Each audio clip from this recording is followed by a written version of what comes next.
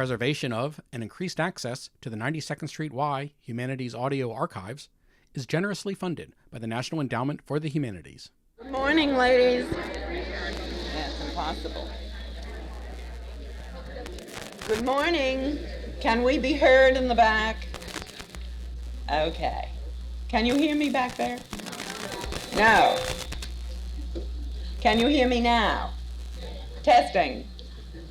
Okay.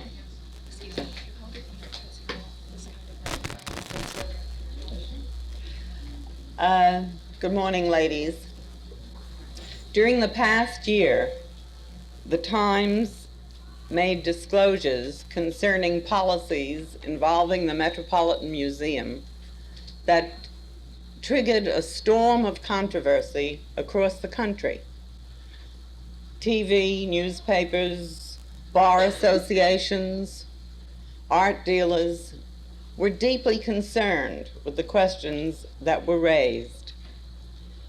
Indeed, the recent annual report of the Metropolitan Museum testifies to the impact of the Times' investigatory reporting. So evidently, there's more to art than meets the eye. And our speaker this morning is going to tell us something about that. It was he, by the way, who opened our morning series 7 years ago. He launched us, and we have to thank him for that. He has been steeped in the world of art for more than 30 years. After taking an advanced degree at Yale, as well as a 4-year course in professional painting, he taught art history at various universities and became the director of education at the Philadelphia Museum. He's written extensively. One title that I particularly like is called The Embattled Critic. Other books are Mainstreams of Modern Art, the 19th and 20th centuries, and Lives of the Painters, which is a 4-volume history from Giotto to Cézanne. He's just published a work with the provocative title of The Artful Avocado, and I've just learned that it has to do with the plant. You know him as the distinguished art critic of the New York Times, as the senior art critic of the New York Times. You don't know that he enlisted in the Marine Corps during the war, and you certainly don't know him as Matthew Head, which is his pseudonym for mystery novels. Run to the nearest library. Well, art is long and time is fleeting, so it's with the greatest pleasure that I present to you John Canaday.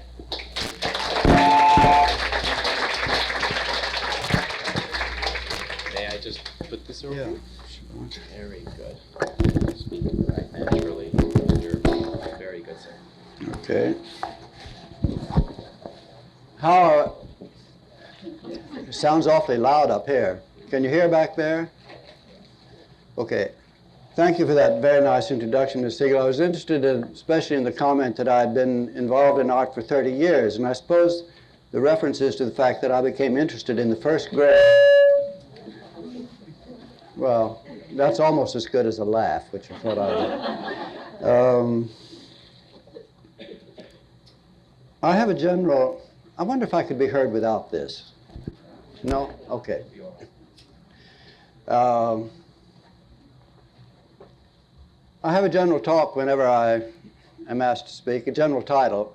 They say, well, what do you want to talk about? I say, I'll talk about the artist, the critic, and the public, because under that title you can say almost anything and it works.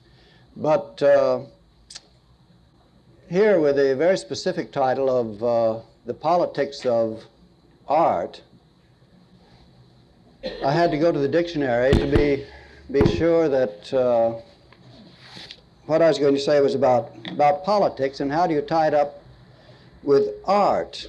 I found that political means pertaining or relating to constitutional state as distinct from despotism. Don't find much connection with art there. Politics, the science of art and government. No. The politics. Public or social ethics. You're getting a little closer here, I think. Public or social ethics. That branch of moral philosophy dealing with the state or social organism as a whole. Well, I thought that's fine because we're concerned somewhat with the public and social ethics of the Metropolitan Museum, I take it. But unfortunately, I discover that definition is obsolete, OBS, or the political principles, convictions, opinions, or sympathies of a person or party. I think, as far as art is concerned, that has nothing to do. I failed to find in the dictionary a definition of politics as shenanigans, which is, I think, probably the association most of us have with the word right now, what with Watergate and everything else. I think, of course, politics. It has to do, I think, in the sense that you expect me to talk, with a little bit always with manipulation, isn't it? And a matter of, it's too bad it's taken on this color, but a matter of what an actual policy is and what an institution or an official wants to give the impression that the policy is. I think, and this, you know, there are politics inside the New York Times, if you wish, that have to do with my reporting. I think they'd call them regulations rather than politics. And there's certainly politics in the not very savory sense at the Metropolitan.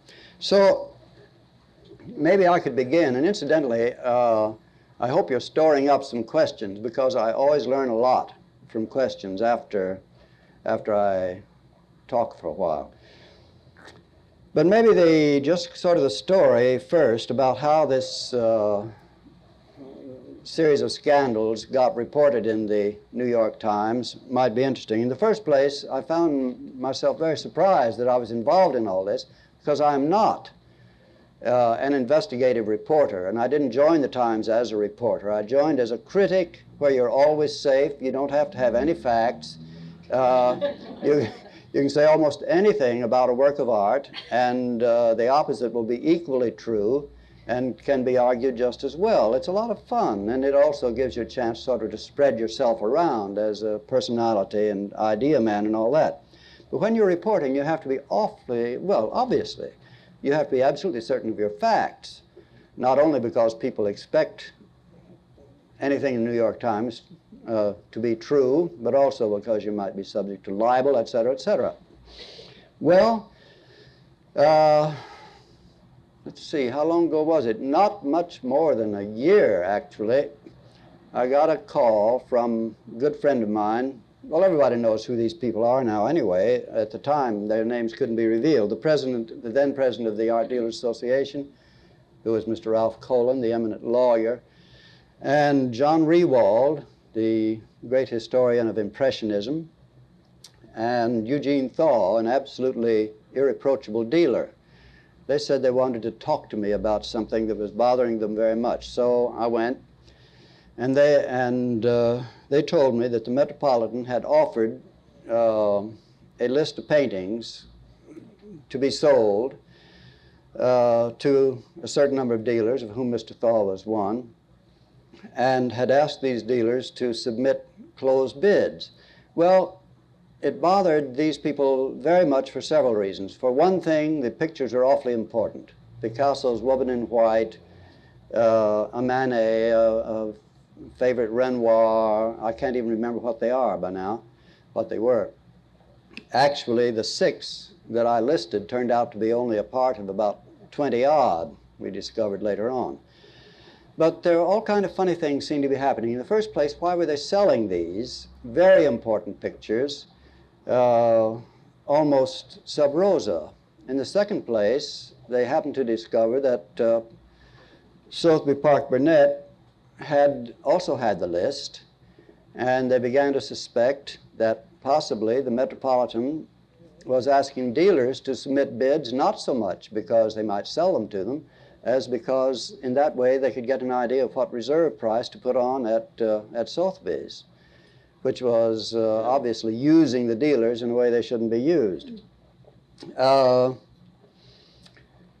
And then, but primarily, I think it was just a matter of indignation that these things were going to go out of public ownership, which essentially they were in spite of the fact that the Metropolitan is only a quasi-public institution, into possibly private hands, whoever could afford to buy them. As Mr. Thaw said, he could have made $1 million by buying and reselling those pictures practically overnight, but he was as exercised as were the president of the Art Dealers Association and the eminent critic. Well, it was quite a story. So I went scurrying back to the Times with it and told them about it, and they said, that's fine. Now just write it up with the names of the people, where you got your information, so and so on. We'll put it on the front page. I said, well, unfortunately, I can't do that. None of these people is willing to be identified. We're just going to have to say usually reliable sources. And they said, oh, no, not in something like this. Not in something like this. You've got to give the names. I wouldn't even give the names to the editor at that stage of the game for fear he'd stick them in my copy. But they said no. Well, that story stayed on the desk for 6 weeks, just lay there. And I kept saying I wanted them to publish it, and they said they could not until I gave the names. This is what I suppose is in, well, I wouldn't call it politics exactly, but it is policy at the Times, and you can understand it. If you're giving a report, a straight factual report, then you do have to back it up with that kind of stuff, even though I assured them there was absolutely no question. Well, finally I got tired of it, and so I said, look, I'll do it for my Sunday column instead of a daily news story, because a Sunday column, in my Sunday column, I'm absolutely free. I'm not edited. I can editorialize. In a news story, you're not supposed to present opinions. And also, I was my own judge then, whether I could say usually reliable sources or not. So they said, okay, and I said, I want to use it on Sunday, and I will stake my job on the accuracy of the story. Well, I knew there was no risk there, but anyway, I printed it.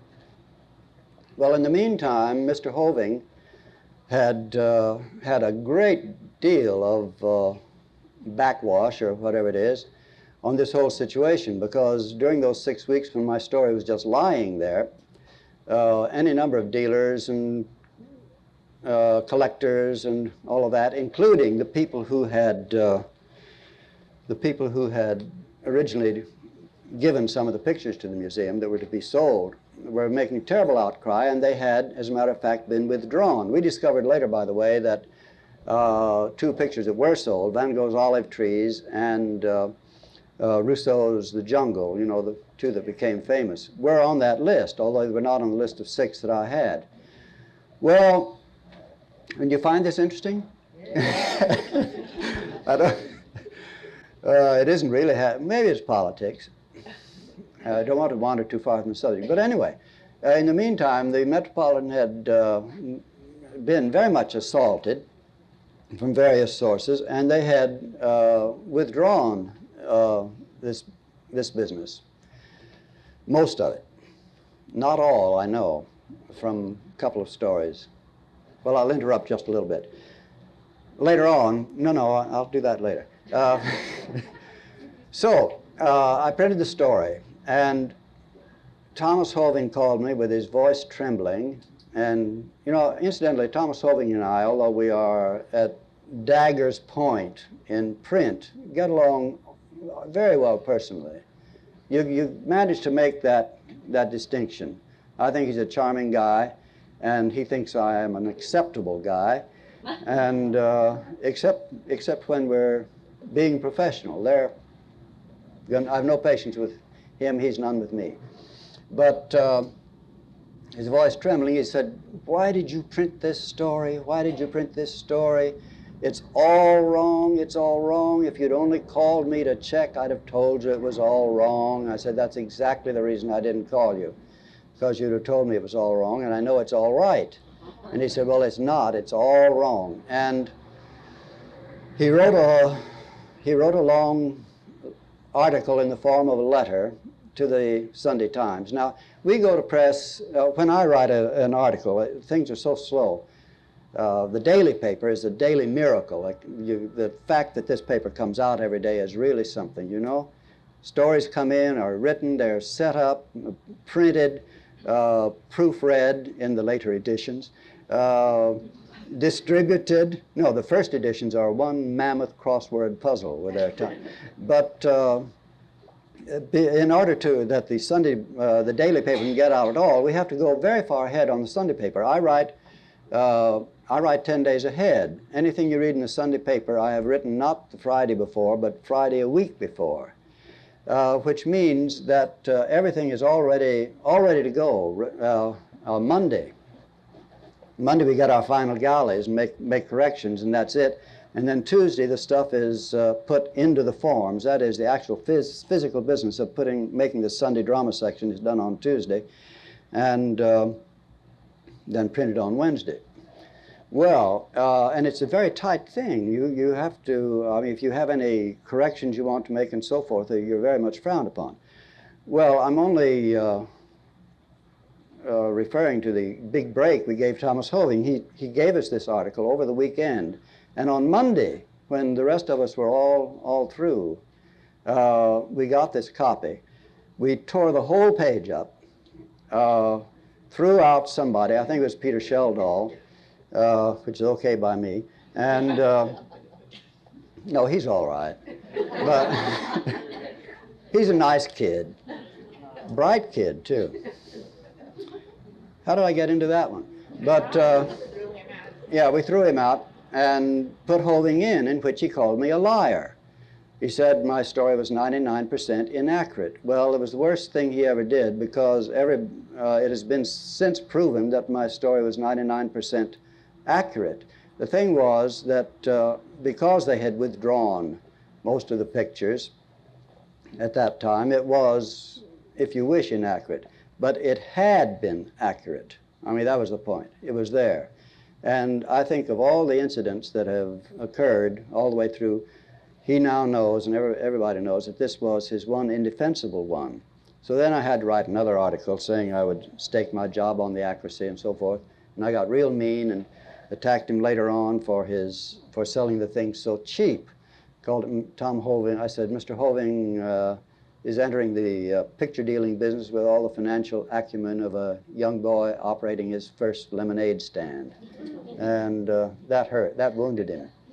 But the whole thing sort of died down until one day a dealer, and this time can't give his name, although I think most people know it, called and said, did you know that the Metropolitan had sold its Rousseau and its Van Gogh olive pickers? I said, impossible. He said, well, he has, because they were offered to a client of mine. The client was Norton Simon. They were, he called me, this dealer is an advisor to Norton Simon, so he called me and said that he had been offered the olive pickers for $1.5 million, wanted to know if that was the proper price. He was not interested in the Rousseau because he had just set a record price on the Rousseau of $750,000 companion to it that he'd bought. So, and Simon wasn't interested in that. And I said, that's impossible. And he said, well, it is not impossible. He has had the picture in his hotel room in London for 2 weeks looking at it. So I said, okay, thank you very much. And I called Thomas Hoving. And I said, I hear that the Van Gogh olive pickers and Rousseau, the Tropics is a proper title, Monkeys in the Jungle, most people call it. I said, I hear they're for sale. He said, oh no, they're not for sale. That was perfectly true so far as he knew, because he had already sold them. That's true, you see. I mean, there are different ways of telling a falsehood, and that's one. He said, oh no, they're not for sale. I said, well, I hear they are. I hear they've been offered to Mr., I don't think I said Norton Simon. No, at that time I didn't even know it was Norton Simon. So I said, well, I'm sorry, but they have been offered to a collector in London. And he said, this is the only time I've heard him absolutely speechless. He always has something to say, but not this time. And there was a silence, and then he finally said, impossible. I said, well, why is it impossible? He said, because they're not for sale. Apparently they'd been purchased with the idea they would not be offered for resale, that they would go immediately into the hands of a collector without publicity. The collector is supposed to have been, what's his name, the Italian industrialist, and he backed out when all this unpleasantness began to be raised. But then I said, well, may I speak to Mr. Fahey? Mr. Fahey was at that time the curator of paintings, and he had opposed. As a matter of fact, Mr. Fahey had insisted, when the original things were being offered for sale, on having on record that he opposed their sale in the Metropolitan's files. That's never been published, but he did that so that nobody would be able to say about him if he was, you know, going to get another job somewhere, which he now has at the Frick Museum, that under his curatorship those pictures were sold. So they were sold over his head, and he insisted on that being on record. I said, may I speak to Mr. Fahey? And so he said, well, he happens to be right here, and he was across the table. So he passed the phone to Mr. Fahey, and I told him what I thought was in the wind, and he said, I am not in a position to say anything, and he certainly wasn't, with the boss on just on the other side of the table. And so I got back, yes? Can't hear? Oh, that's better. Is that better? How far back shall I go? All right. I guess I was adopting a sort of a confidential tone. Anyway, I said, well, look, you say they're not for sale. I say they are for sale. I say they're in London. You say it's impossible. Will you answer me one thing? Where are the pictures? And he said, I don't want to answer that. So I said, answer me two questions. Are the pictures in the Metropolitan, and are they for sale? There was no way he could get out of it. And finally he said, they are not in the museum, and they are not, to the best of my knowledge, for sale. So I said, that's enough, that's front page. And we got it on the front page the next morning with all of the ensuing scandal about when do you deaccession, how do you deaccession, do you sell things secretly, and also what price do you get? Because those two pictures, which were, they were sold for the figure finally came out in their so-called white paper. They were sold for $1,450,000, which was 50,000 short of $1.5 million, if my arithmetic's right. So I kept telling him that I had the report of $1.5 million for their sale, and he said, "Oh no, you're wrong. You're wrong." And so we're quite content with what we got. Well, actually, those two pictures, of course, the Van Gogh alone brought the $1.5 million, and the Rousseau was sold for about $1 million and has recently been sold for more than that, resold for more than that. So they sold them at cut price, which was at the time I published a thing about Mr. Hoving's lemonade stand. Well, that's the way that went, and in the ensuing discussions and unpleasantness and all that, a lot of things were proposed as proper methods of deaccessioning. We might get into that later. But while we're going on with politics back and forth, I'll tell you a story of the vase, which came along pretty soon. Mr. Hoving, again in our very friendly phase, shortly after all this business, called me to the Metropolitan and said, "I want to show you something so wonderful you won't believe it." And so he took me into the boardroom where the vase was standing, and went into raptures about it. It's a fine vase. Never have been very keen on it, but anyway, it's a fine vase. He wouldn't. I said, well, the first thing they're going to want to know is how much you paid. He said, oh no, we're not going to tell that. So I said, and where did you get it? Well, we can't tell you exactly, but it's been in an English collection all these years, sort of unknown. Well, there are vase historians who know not only every existing vase, but every little fragment of a vase, and that they could have missed this was impossible. I said it was impossible. He said, well, somehow they did. So I think he believed it. Well, we went all through it, and he got all the information and so forth. And he said, this is not to be published until, I think it was November 15th, which is almost a year ago. Time flies.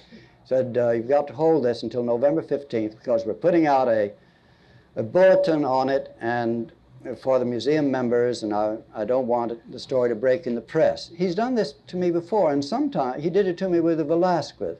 He called me about 3 days ahead and said the release date is such and such, and you must hold it. But I think he sort of was giving me a chance to break the story and wouldn't mind if I had. But when somebody tells me to respect a release date, I respect it, which is a little bit naive, but the Times usually does that. Well, I guess the Times always does that. When I first came to the Times, I asked 2 questions, among many others, like how much is the salary?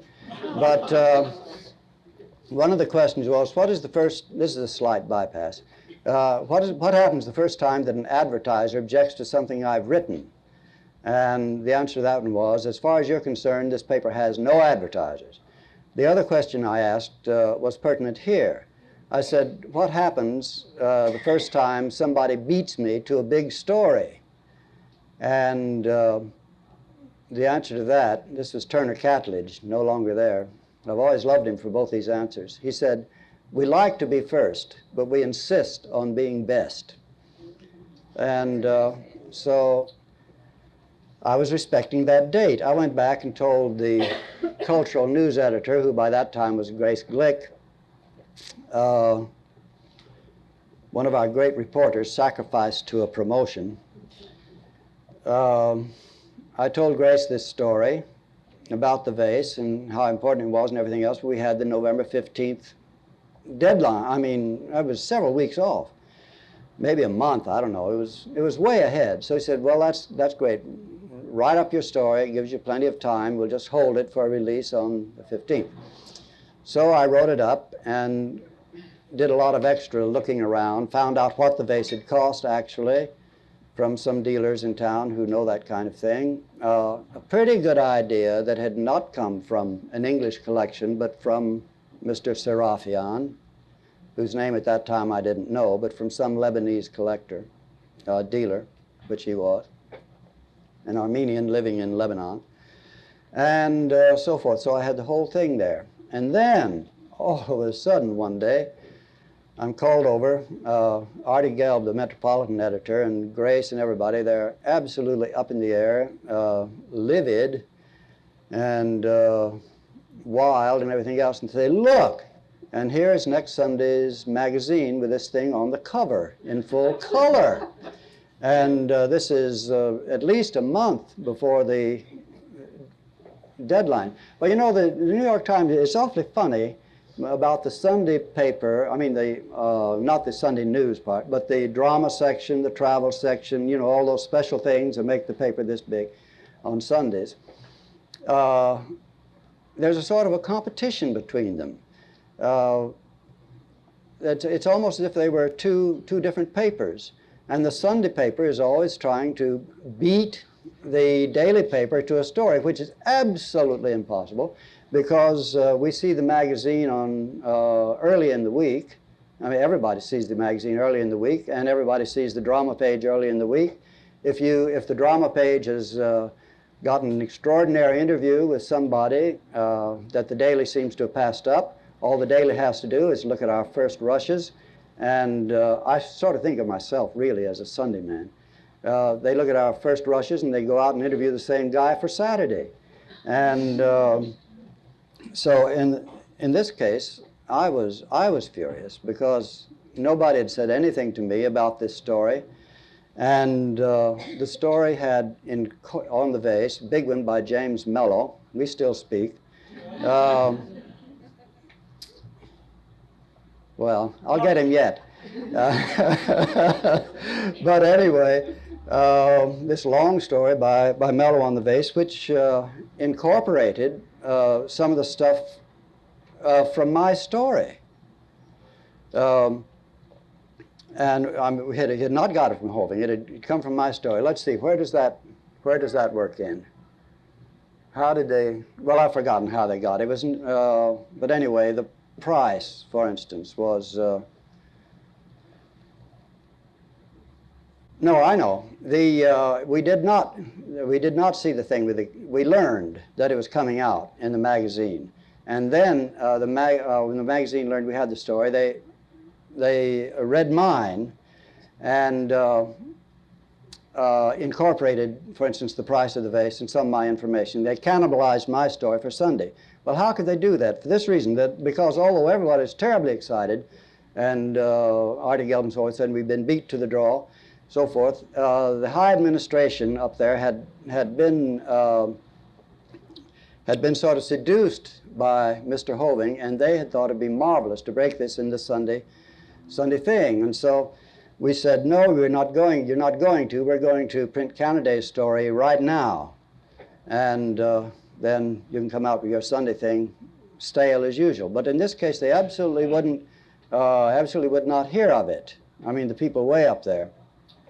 And so they said, well, don't feel bad, John. We'll take your story and we'll put it on the front page anyway, sort of in a little box or something, and then refer to the magazine story for details. And we'll have to cut out a lot of the stuff, of course. There's no point in repeating the price and so forth and so on. This was the only time I really have felt unhappy about working at the New York Times, which is an ideal place. I said, I don't like that. They said, oh, now, come on, John, this once, and so on. Not that the Daily liked it any better, but anyway, they wanted us to do it upstairs, way upstairs. And so I said, all right, take my story, do anything you want to it, but don't put any byline on that. Do not use my byline. And then I coined what I thought was my great phrase of all time. I said, it is bad enough to be castrated without being asked to show my wounds in public. You know? Yeah, I was very high and mighty about the whole thing. And later, when all the stink about the pot began to break about the shenanigans that had gone on, actually, I got a note from the highest up guy who had insisted on this magazine stuff. Dear John, I'm going out to the Metropolitan and drown myself in the pot. But, so you see, it's still a good place to work, the New York Times. But then when, as to the rest of this business, I kept finding out unsavory things about the origin of the pot. And I sent a memo. This was exaggerated, but it was a memo, not for publication. It was a long memo. I said, I have reason to believe that in the purchase of the I suppose I should be calling it not the pot, the crater, the purchase of the crater, the Metropolitan Museum knowingly violated international law, UNESCO regulations, and the Code of Ethics adopted for museums by a committee of which Mr. Hoving was a member. I still think this. But then they want to know why, and I told them why. I told them where I thought the pot had come from and everything else. And the whole thing began to break. Then they put, three of us worked on it together. I did very little actual reporting. I sort of started it off and then kept buzzing around. I don't like that kind of reporting anyway. I'm no good at, really probing. Everything, all this other stuff just sort of came to me. And so they put Dave Shirey on, who is a very scholarly kid, and also knows Mr. Hoving and knows all the authorities in Greek vase painting, all that. Put him on, and then it led us to this dealer over in Lebanon, and we decided to put Nick Gage on it, who is mostly our mafia reporter. And he's a great investigative reporter. He has sources that you just wouldn't believe. But the fact that they were ready to put Nick on it was a tribute to how important they thought the story was. And incidentally, in New York Magazine, not the New Yorker, New York Magazine, a magazine that drives me wild, we take it for the puzzle in the back. There were some profiles of investigative reporters with Nick there and Nick's picture and so forth, talking about how Nick broke the vase story. That was my story. Well, anyway, you don't fuss about these things, except in public like this.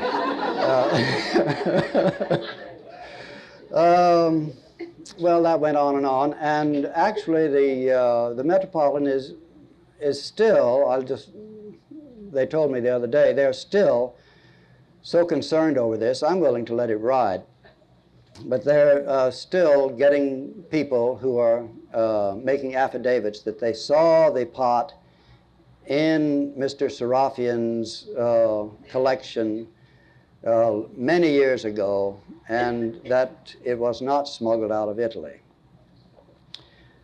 Well, I don't know. That's the way things go.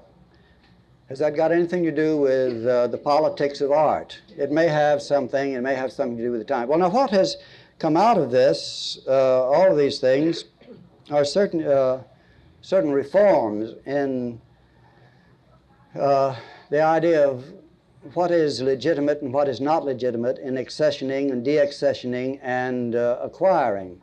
The various prestigious institutions passed motions of condemnation against the Metropolitan for its way of acquiring the pot. The business of the price has come up, $1 million, it's too much. There are better things to do with $1 million. How do you evaluate a work of art? It's worth what it'll bring, that's all. That's the only thing, that's the only way you can say what a work of art is worth. It's worth what it'll bring. But I'm convinced, of course, that the Metropolitan couldn't begin to sell that pot at auction for $1 million right now. I don't think they could begin to. And when you pay more for something than you can resell it for, you've paid too much in the field of art. I also don't think they could begin to get $2 million for that Pollock. It was just bought by Australia.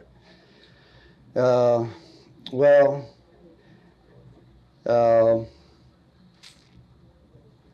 think we're almost ready for the questions, but in answer to one question, what do I think the policies should be in deaccessioning? As far as I'm concerned, I don't care what a museum deaccessions, so long as it doesn't go back into private hands, because in spite of the fact that the Metropolitan considers itself a private institution, it is really a public institution. It gets a lot more money from its private endowments than it does from the city or any other place, but it is morally, it is ethically a public institution, and people who've left their things to the Metropolitan have in effect left them to the public. They have not left them to a private corporation called the Metropolitan Museum, except legally. They've left them to the public. Now, as I say, I don't care what they get rid of. I don't care what any museum gets rid of. And I know no way that this could be effected, but it should be illegal for any museum to sell anything except to another museum, which keeps it within a public property. I don't care whether the Tropics and the Van Gogh are in the Metropolitan or in Cleveland or anywhere else. But I don't want them in the hands of a private collector in Japan, where one of them is, and I've forgotten whether the other one is or not. It's perfectly true that the Metropolitan's got more stuff than it can exhibit. It is also true that a lot of the stuff they thought was unexhibitable and sold is now back in favor. They got rid of most of their Kensets, and Kenset now is very expensive and very popular. That was a long time ago they got rid of that. And it seems perfectly justifiable. But it isn't so much that things may come back into favor. It's that they should be there for the public if they do. And they should be somewhere for the public. I repeat, I have no idea how in the world this could be done, except as voluntary thing on museums' part, not to sell except to other museums. That's exactly what happened to Miss de Groot, of course. In her will, she begged them not to sell except if anything they didn't want to sell, okay, but to other museums, and she even said which ones she wanted to have the things.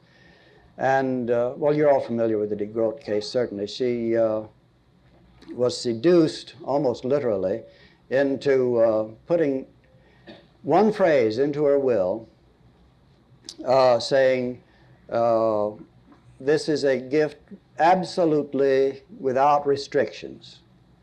That's the way museums want it, for good reasons. But then she put in this, the rest of the will, as it had originally read, was what they call precatory. That means I beg you, I implore you, this is what I want, this is my intention in making this will, and so forth. Those are precatory, but they are not legally binding. So she went on and gave the whole list of the museums that other museums that should have this or that picture and so forth if the Metropolitan didn't want them. Instead, the Metropolitan skimmed off the cream. Turned out to be a scream. They skimmed off the cream and sold the rest. They also sold a little bit of the cream. But I think, yeah, the Tropics, the Rousseau was one of her pictures, I think. But at any rate, I was talking to, when this business of the sale of, the first little scandal broke about the sale of things. Okay, I'll say it was, no, I better not tell you who it was I was talking to, but I said, Tom, why are you, I said, why are you selling these pictures? And he said, this man I was talking to out there said, well, you're all wrong, we're not selling them anyway. I said, and not only that, but I hear that you're just selling poor Miss de Groot's pictures as fast as you can. And she's hardly cold in her grave yet. And he said, oh, who cares about her? She was nobody. That ain't right. That ain't right.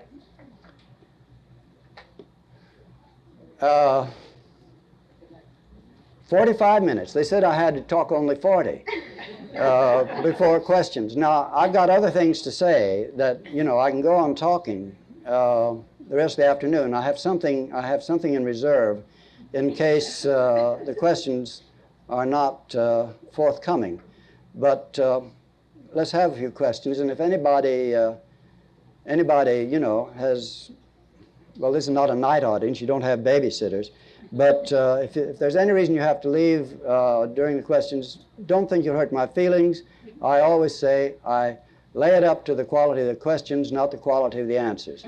So, all right, might as well begin sort of frontish. You say that you are willing to drop the crater incident with the museum, but I think that there are people in New York are very ashamed. I'll repeat it.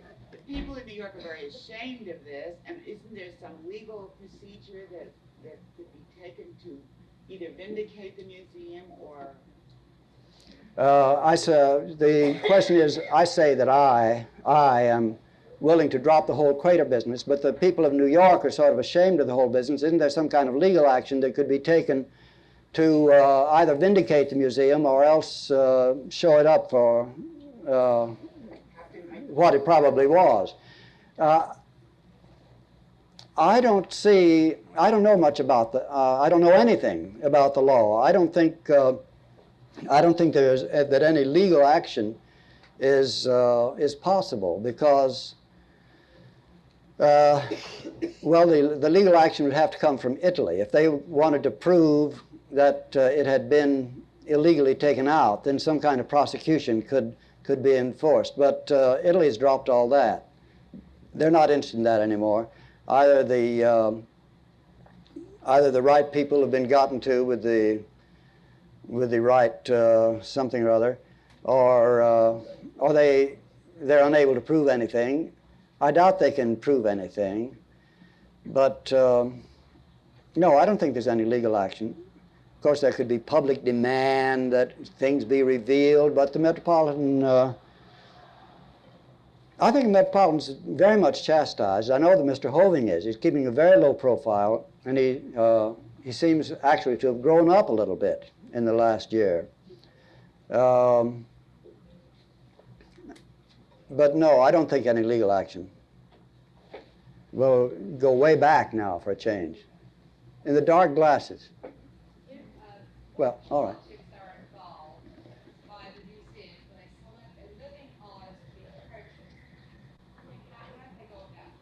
What politics are involved when a museum selects a living artist for purchase? Well, now it depends on what museum you're talking about. The Metropolitan, Modern, the Whitney. I think that I think there is a great deal of politics that goes on. You cannot say, you absolutely cannot say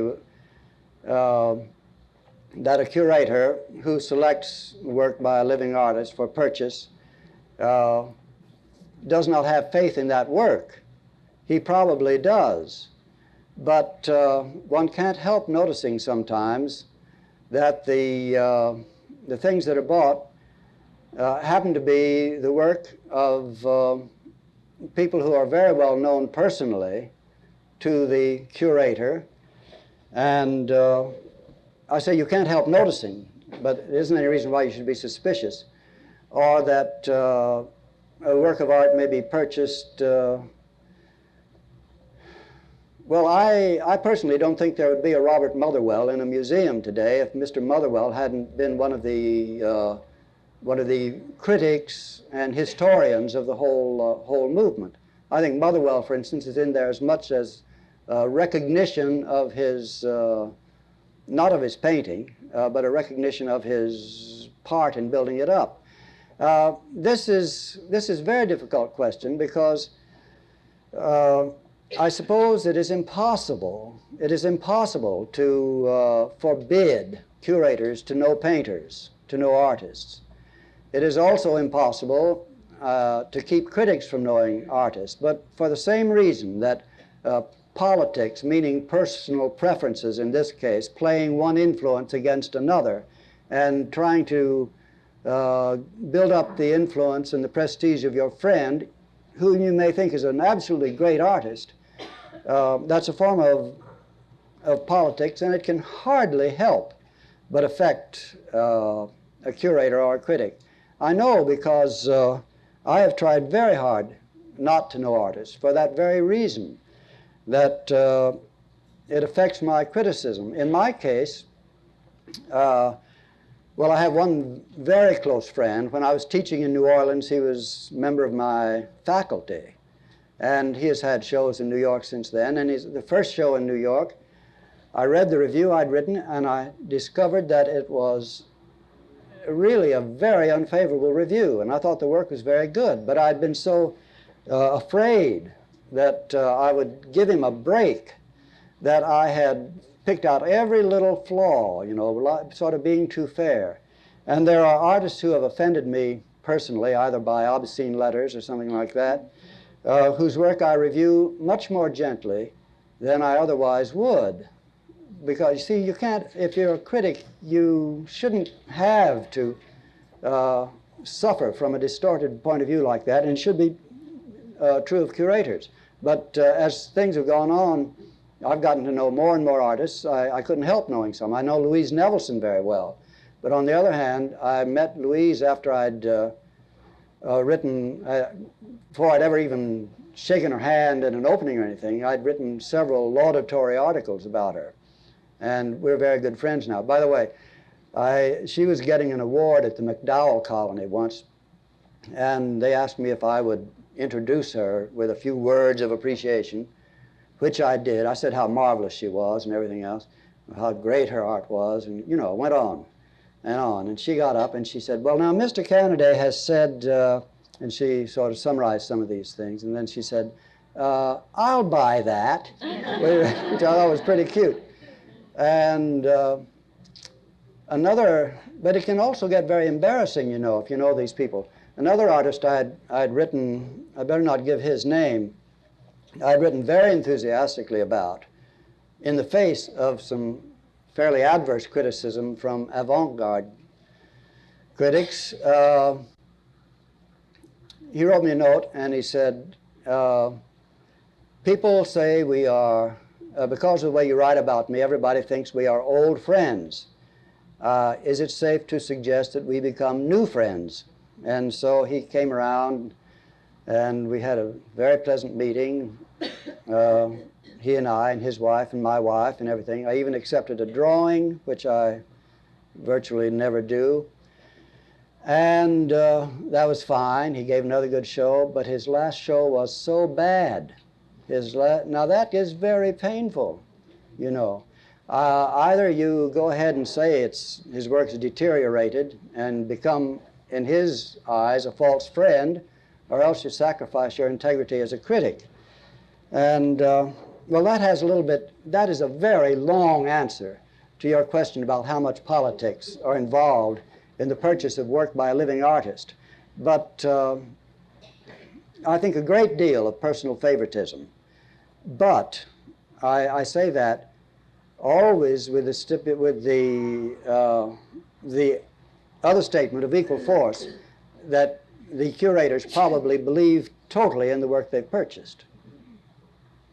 Yeah. You said a little while ago, Well, I believe, that you don't object to having a picture sold, provided it remains in the public domain. How do you feel about a picture that goes out of the country to another museum? I say I don't object to pictures being sold out of a museum so long as they remain in the public domain. How do I feel about their going to another country? Well, actually, I meant American museums. I think they should be sold in America if they're left to the American public.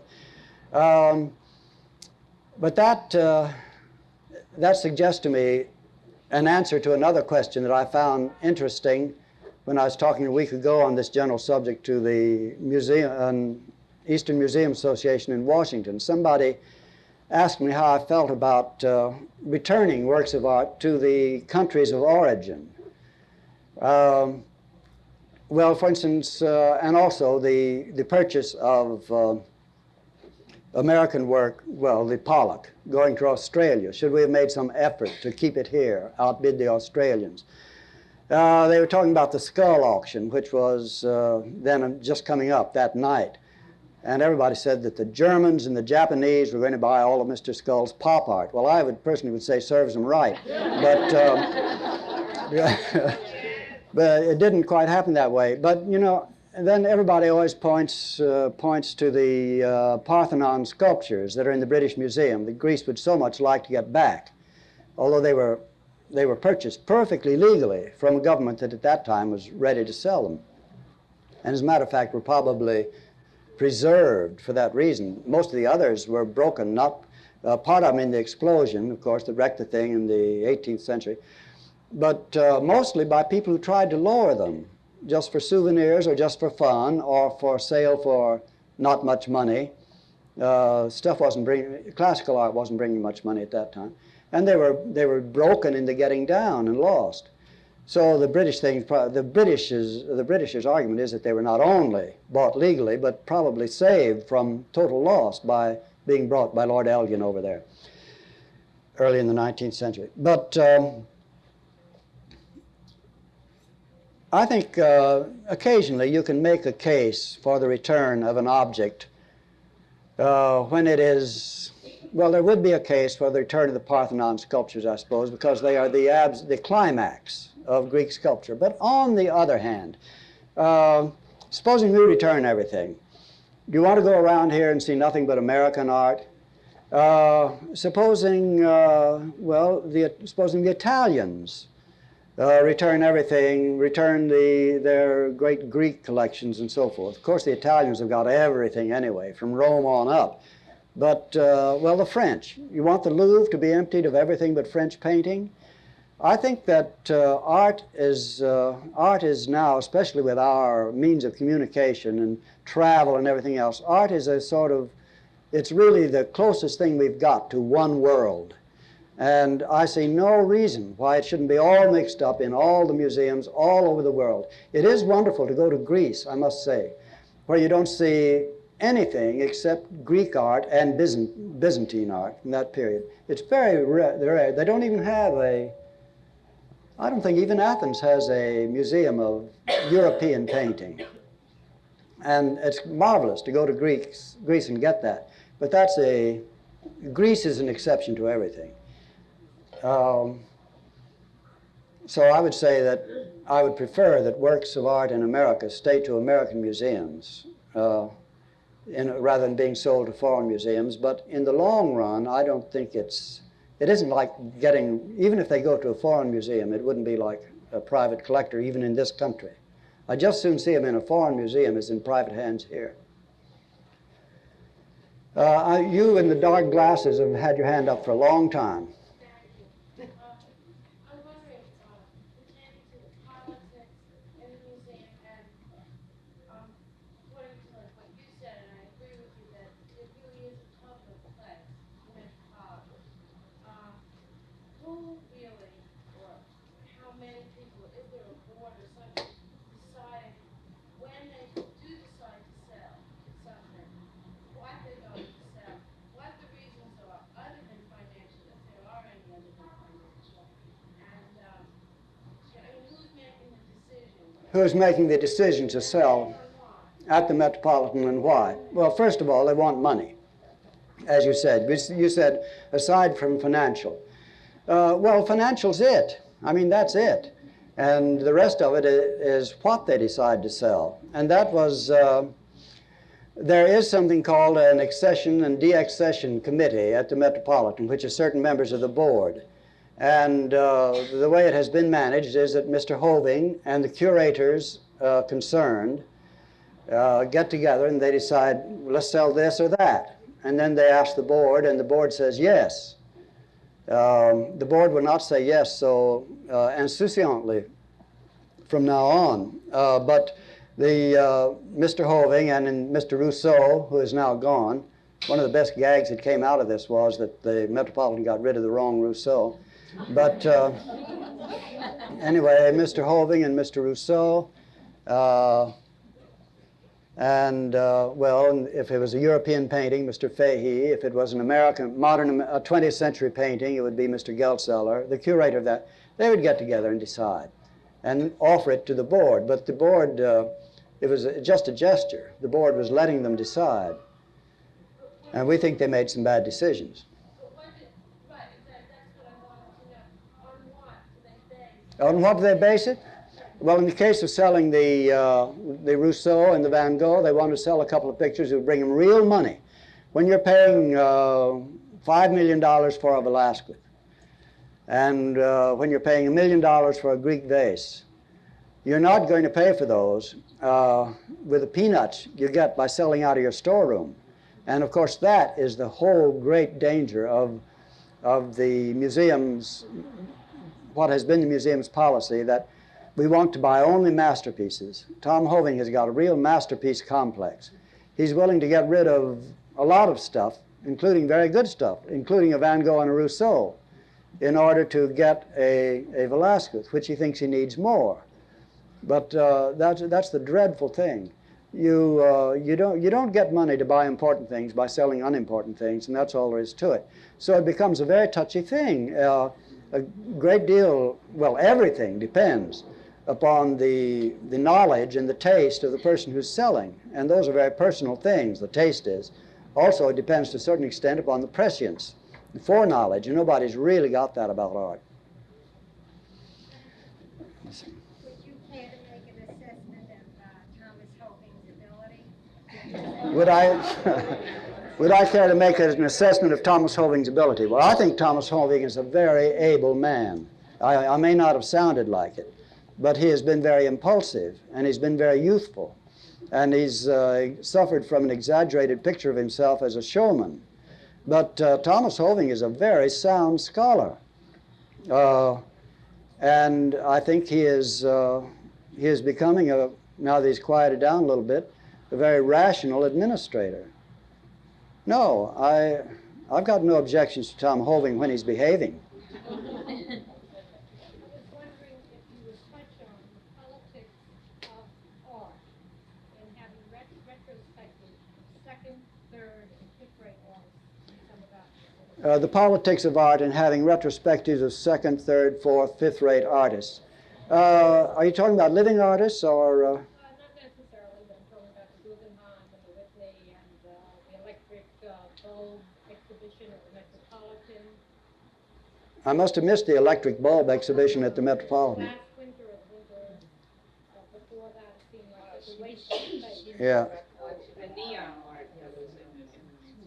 The neon thing at the Metropolitan? There was one neon. I must have been out of the country at the time.